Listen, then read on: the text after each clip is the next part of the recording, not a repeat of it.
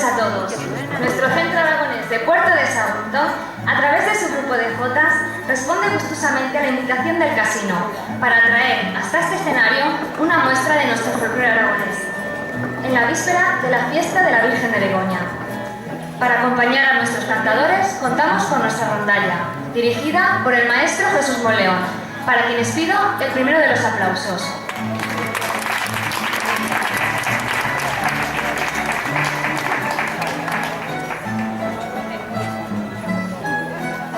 Comenzaremos nuestro festival con canto.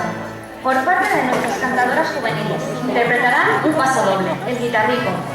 Un paso doble incluido en el disco que este grupo de canto grabó en 2012 bajo el nombre de La JS. Luego cantarán un estilo de las Jumerías y María Galván.